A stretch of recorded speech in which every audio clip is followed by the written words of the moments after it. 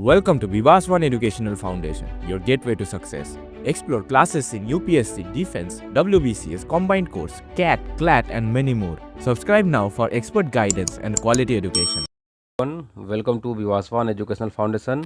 तो आप सभी का स्वागत है विवासवान एजुकेशनल फाउंडेशन के इस यूट्यूब चैनल में।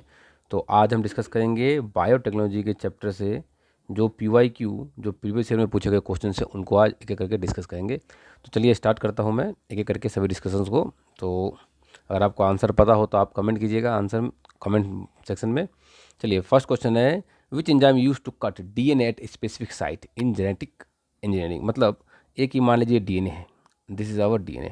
अब मुझे DNA का जो एक छोटा सा पार्ट जीन कहलाता है, द स्मॉलेस्ट और एक the single unit of DNA is called gene. तो मुझे इस जीन को यहाँ से एक कट लगाना है, यहाँ से एक कट लगाना है और फिर यहाँ से एक कट लगाना है। तो कट लगाने के लिए मैं जो नॉर्मल सीजर होता है, कैंची होता है, उससे मैं कट नहीं लगा सकता। तो मुझे चाहिए होगी क्या, एक मॉलिकुलर सीजर। तो मॉलिकुलर सीजर जो यहाँ पर कट लगाए, तो मॉलिकुलर सीजर जो यहाँ पर क्या करे, कट लगा दे। तो ऐसे मॉलिकुलर सीजर, तो मॉलिकुलर सीजर को हम क्या कहते हैं, मॉलिकुलर सीजर को हम कहते हैं रेस्ट्रिक्शन एंजाइम। तो यहाँ पर रेस्ट्रिक्शन एंजाइम कई टाइप के होते हैं जो कि आपके सिलेबस के बियॉन्ड है, फिर मैं बोल देता हूँ HindII है ना, EcoR1, ये सब मॉलिकुलर सीजर होते हैं जो कट करते हैं DNA को कहाँ पर, एक स्पेसिफिक लोकेशन पे। तो क्वेश्चन नंबर 1 का हमारा आंसर हो गया option C, that is restriction enzyme.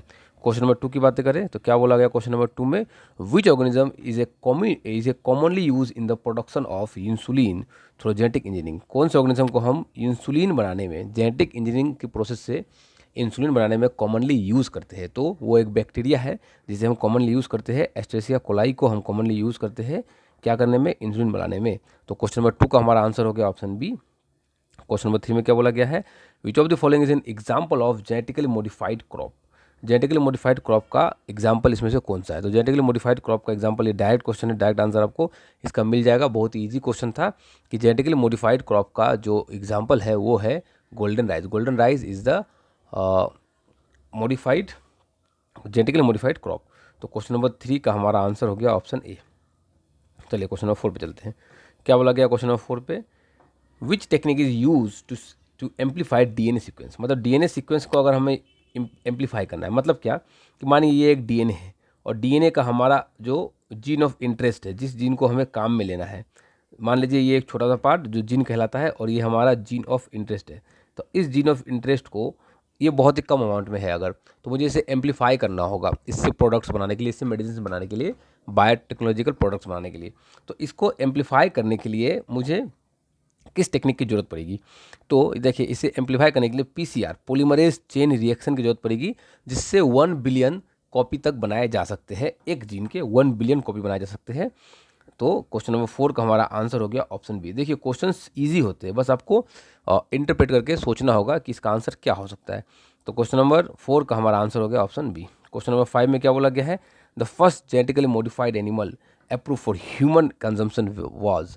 मतलब सबसे पहला जेनेटिकली मॉडिफाइड ऑर्गेनिज्म जो कि ह्यूमन कंजम्पशन के लिए अप्रूव हुआ था वो कौन सा है, तो है ना, तो वो एक सैल्मन था। तो यहाँ पर सैल्मन डायरेक्ट, तो यहाँ लिखा हुआ है देखिए, एक्वा एडवांटेज सैल्मन। ये सब डायरेक्ट क्वेश्चंस होते हैं, आपको ये सब डायरेक्टली याद रखने होंगे। तो क्वेश्चन नंबर 5 का हमारा आंसर हो गया ऑप्शन बी। क्वेश्चन नंबर 5 का हमारा आंसर हो गया ऑप्शन बी। चलिए क्वेश्चन नंबर 6 पे चलते हैं, विच of the following is use in DNA fingerprinting. DNA fingerprinting में इसमें से हम क्या यूज़ करते हैं। देखिए DNA फिंगरप्रिंटिंग करने के लिए हमें वहाँ पर कहीं ना कहीं चीज़ों को काटना होता है और छोटे छोटे फ्रैगमेंट में डिवाइड करने होते हैं। चूँकि DNA फिंगरप्रिंटिंग आपके सिलेबस में बहुत ज़्यादा डिटेल में नहीं है, फिर मैं आपको समझाता हूँ।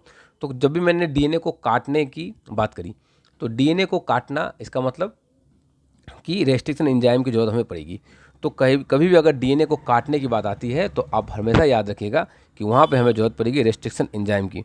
तो क्वेश्चन नंबर 6 का हमारा आंसर हो गया option A, that is restriction enzyme. तो क्वेश्चन नंबर 6 का हमारा आंसर हो गया ऑप्शन ए। क्वेश्चन नंबर 7 की बातें करें तो क्वेश्चन नंबर 7 में क्या बोला गया है, which part of the plant is commonly use for tissue culture. तो प्लांट का कौन सा पार्ट कॉमनली टिश्यू कल्चर के लिए हम इस्तेमाल करते हैं। देखिए टिश्यू कल्चर में क्या होता है, एक छोटा प्लांट के पार्ट से हम पूरे के पूरे प्लांट को जनरेट कर पाते हैं। तो ऐसे प्लांट के टिश्यू को लेना है जो ग्रोइंग कर पाए, और हमें पता है कि मेरिस्टेमेटिक टिश्यू एक ऐसे टिश्यू है जो ग्रो कर पाते हैं, तो हमें कहीं ना कहीं मेरिस्टेमेटिक टिश्यू यूज़ करना होगा जिससे हम एक छोटे प्लांट के पार्ट से पूरे प्लांट को रीजनरेट कर पाए। तो क्वेश्चन नंबर 7 का हमारा आंसर हो गया option C, that is meristematic tissue. Question number 7 में क्या बोला गया है, which of the following is a biotechnological application in agriculture. Biotechnological application क्या है एग्रीकल्चर में, इसमें से देखिए बायोटेक्नोलॉजिकल एप्लीकेशन में अगर आप बातें करें तो बायो फर्टिलाइज़र, जिससे क्या होगा कि पेस्ट भी रेजिस्ट हो जाएगा और उससे जो ह्यूमन कंजप्शन करने से उस प्रोडक्ट को अगर हम कंज्यूम करें तो हमें कोई दिक्कत भी नहीं होगी। अच्छा, हाइब्रिड सीड्स भी एक बायोटेक्नोलॉजिकल एप्लीकेशन है एग्रीकल्चर में। जेनेटिकली मॉडिफाइड क्रॉप, ये भी एक बायोटेक्नोलॉजिकल एप्लीकेशन है हमारे एग्रीकल्चर के सेक्टर में। तो ये सभी इसका आंसर हो गए। तो सब मिला के कुल मिला के बात क्या हो गया कि option D, all of the above. तो क्वेश्चन नंबर 8 का हमारा आंसर हो गया option D. Question number 9, which of the cloning products produce identical organism, which type of clone, मतलब कैसे क्लोन आइडेंटिकल, किस type of clone identical products produce करते हैं। तो देखिए रिप्रोडक्टिव जो क्लोन्स होते हैं वो बिल्कुल आइडेंटिकल प्रोडक्ट प्रोड्यूस करते हैं। तो क्वेश्चन नंबर 9 का हमारा आंसर हो गया ऑप्शन सी। तो क्वेश्चन नंबर 10, क्वेश्चन नंबर 10 पे जाने से पहले मैं आपको बता दूं कि हमने बायोलॉजी के पूरे सिलेबस को कम्प्लीटली अच्छे से डीपली उसके थ्योरीज और उसके प्रीवियस ईयर में पूछे गए क्वेश्चंस को डिस्कस कर रखा है और ये हमारे यूट्यूब चैनल पे अपलोडेड भी है। तो अगर अभी तक आपने सभी लेक्चर्स को नहीं देखा है तो अभी जाकर के प्लेलिस्ट को चेक कीजिए और सभी लेक्चर को एक बार ज़रूर आप गो थ्रू कर लीजिए, जिससे आपकी कॉम्पिटिटिव एग्जामिनेशन की तैयारी और भी बेहतर हो जाएगी। और अगर आप हमसे ऑफलाइन में जुड़ना चाहते हैं तो नीचे दिए गए नंबर पे आप हमसे कांटेक्ट करके, हमारे टीम से कांटेक्ट करके हमारे ऑफलाइन सेंटर में एडमिशन भी ले सकते हैं। चलिए अब क्वेश्चन में आगे बढ़ते हैं, क्वेश्चन के सिलसिला को आगे बढ़ाते हैं। विच of the following disease can be treated using gene therapy, इसमें से कौन से बीमारी को जीन थेरेपी मेथड को यूज़ करके हम ट्रीट कर सकते हैं। तो यहाँ पर हमारा जीन थेरेपी से जो बीमारी ट्रीट किया जाता है वो क्या है, सिस्टिक फाइब्रोसिस। सिस्टिक फाइब्रोसिस क्या होता है, ये आपके सिलेबस के बियॉन्ड फिर बता देता हूँ कि ये छोटे छोटे वेंस में, आर्टरीज में फैट का डिपॉजिट हो जाना, कोलेस्ट्रॉल का डिपॉजिट हो जाना, ये होता है सिस्टिक फाइब्रोसिस। क्वेश्चन नंबर 10 हो चुका है। Question number 11, which of the following is use in the production of recombinant vaccine, इसमें से कौन सा हम यूज़ करेंगे रिकॉम्बिनेंट वैक्सीन को बनाने के लिए। देखिए जब भी वैक्सीन की बातें आती है तो मेनली बैक्टीरिया को यूज़ किया जाता है, ऑल्दो कुछ बैक्टीरिया कुछ वैक्सीन में फंगस को भी यूज़ किया गया है, मगर मेनली हम लोग बैक्टीरिया को यूज़ करते हैं। तो क्वेश्चन नंबर हमारा 11 का आंसर हो गया option A, that is bacteria. Question number 12 में क्या बोला गया है, which organism was use in the human genome project, कौन से ऑर्गेनिज्म को यूज़ किया गया था ह्यूमन जीनोम प्रोजेक्ट में। देखिए कि ह्यूमन जीनोम प्रोजेक्ट में अब ह्यूमन के जीनोम को अगर हमें डिकोड करना है तो हमें इंसानों को यूज़ करना होगा। हम बैक्टीरिया को यूज़ करके ह्यूमन के जीनोम के बारे में पता तो नहीं कर सकते हैं, तो ह्यूमन जीनोम प्रोजेक्ट में हमने इंसानों को ही यूज़ किया था। तो क्वेश्चन नंबर 12 का हमारा आंसर हो गया option B, that is humans. Question number 13 में क्या बोला गया है, which of the following is a transgenic animal, इसमें से कौन से एनिमल को ट्रांसजेनिक माना गया है। देखिए ट्रांसजेनिक तो कोई भी हो सकते हैं, मगर कहीं ना कहीं सीप को और जो क्या बोलते हैं उससे हम माइस को, इनको ट्रांसजेनिक माना जाता है। मगर बहुत टाइम काव को भी एज अ मिल्क से प्रोटीन निकालने के लिए, केजिन प्रोटीन निकालने के लिए भी एज अ ट्रांसजेनिक मानते हैं। तो ज़्यादा यहाँ पर मोस्ट अप्रोप्रिएट काव हो जाएगा as for the production of casein protein. तो क्वेश्चन नंबर 13 का हमारा आंसर हो गया ऑप्शन ए, काव प्रोड्यूसिंग ह्यूमन प्रोटीन, उससे हम लोग ट्रांसजेनिक एनिमल के कैटेगरी में रख सकते हैं।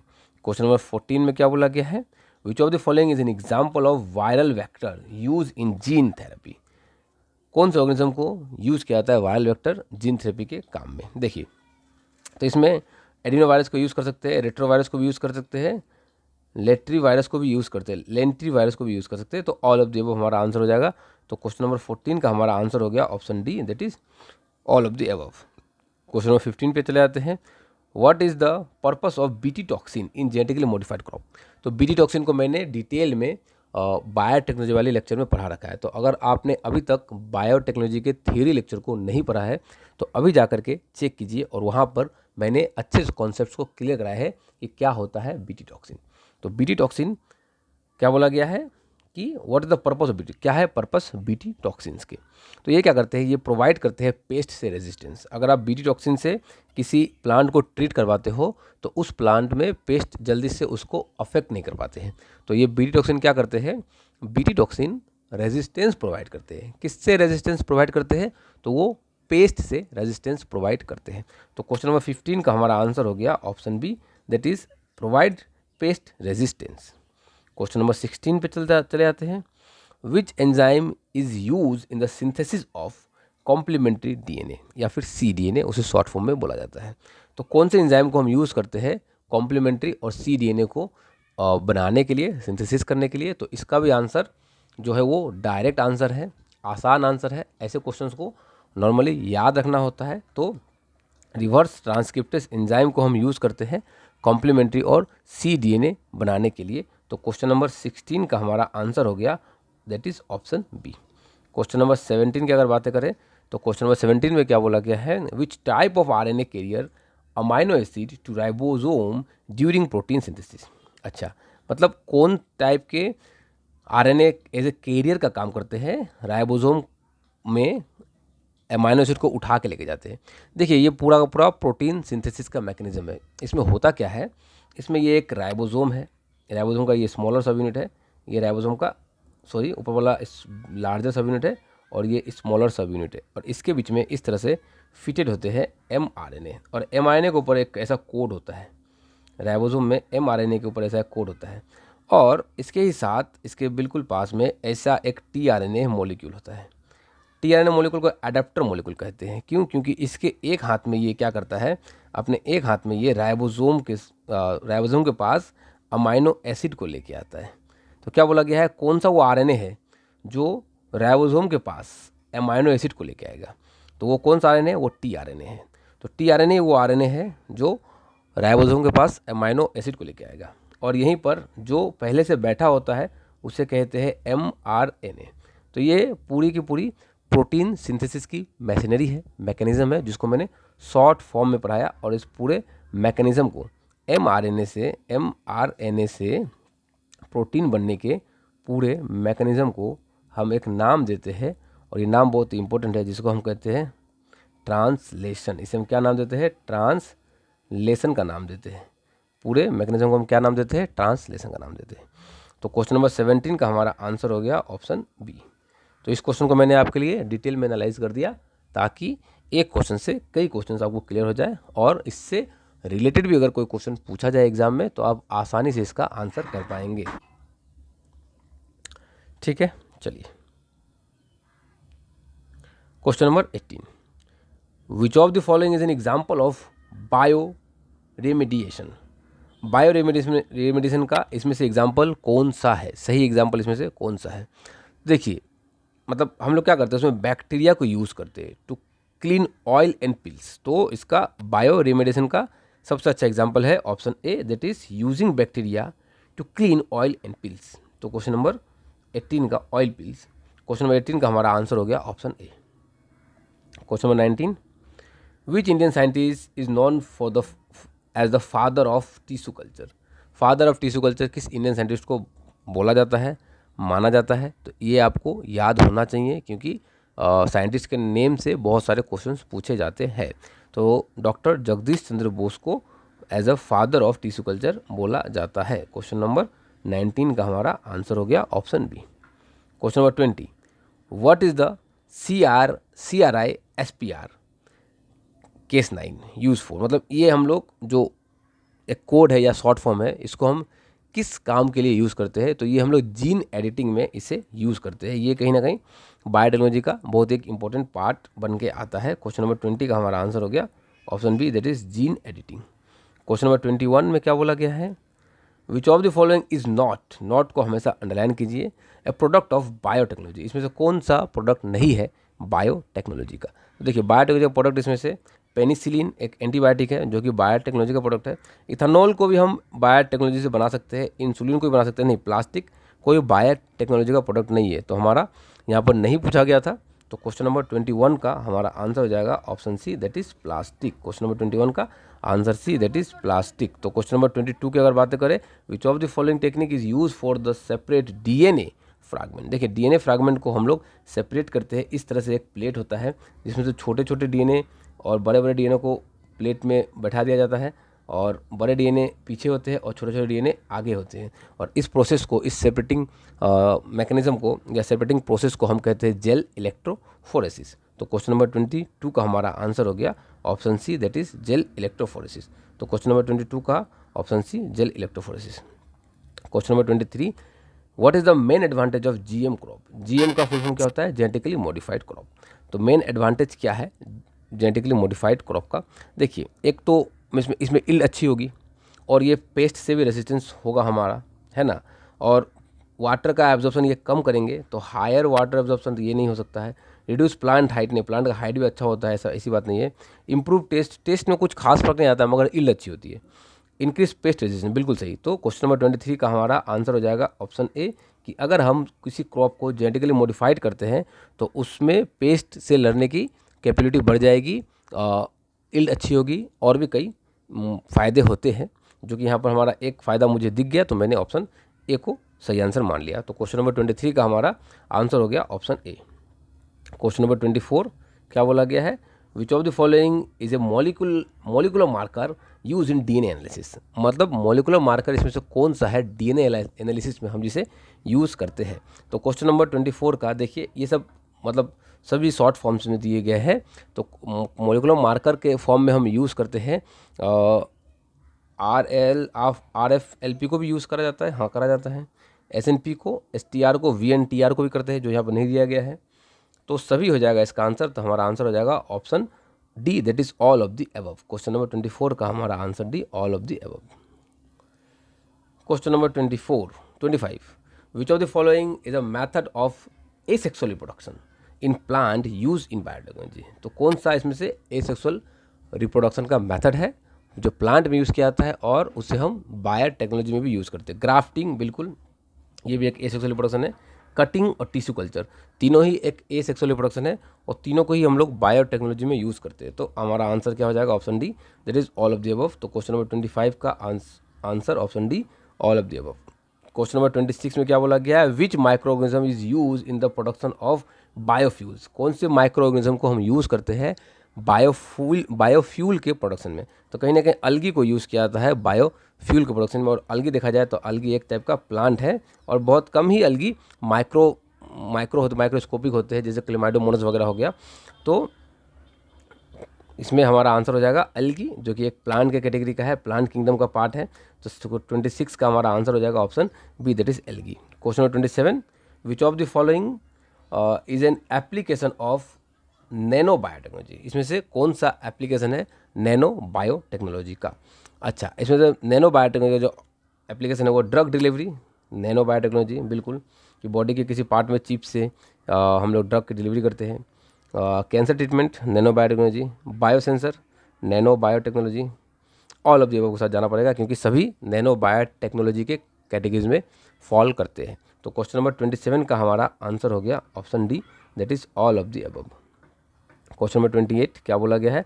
विच of the following is a product of fermentation? इसमें से कौन सा प्रोडक्ट है फार्मेंटेशन का? फार्मेंटेशन से हम क्या बना सकते हैं? तो ये फार्मेंटेशन से, इथेनॉलिक फार्मेंटेशन से इथेनॉल बना सकते हैं। इंसुलिन फार्मेंटेशन से नहीं बना सकते हैं। एंटीबायोटिक को भी फार्मेंटेशन से नहीं बना सकते हैं।